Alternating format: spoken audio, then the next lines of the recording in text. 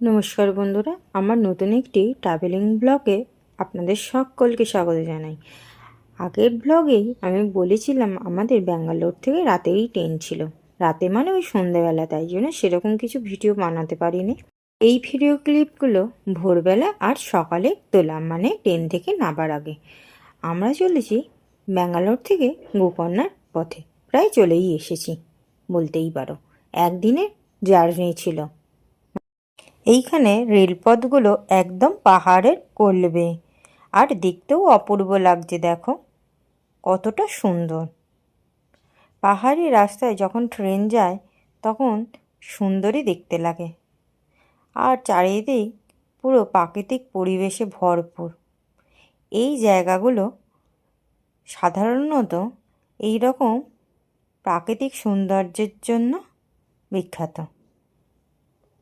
অপূর্ব সুন্দর সিনারি আপনারা দেখতে পাবেন, যা আপনাদের মন ভরে যাবে। তার মধ্যেই ছোটোখাটো স্টেশনও চলে এসেছিল।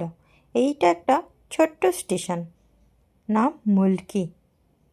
দেখো কতটা ছোট্ট স্টেশন এইগুলো।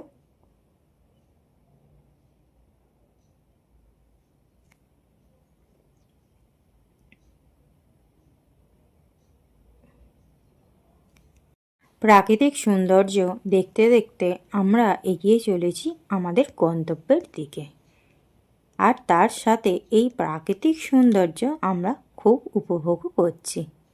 এই ভিডিও ক্লিপগুলো আমার হাজব্যান্ডই তুলে দিয়েছে। যেহেতু ট্রেনটা রানিং ছিল, সেই জন্য আমি তুলতে পারবো না বলে সেই সব ভিডিওগুলো করে দিয়েছে। তার মধ্যেই চলে এসেছে একটা বড় ক্যানেল, পুরো 1.5 মিনিটের একটা বড় ক্যানেল।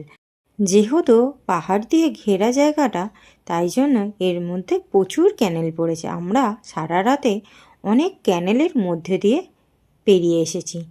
তারপরেই এত সুন্দর একটা পরিবেশ দেখতে পেলাম।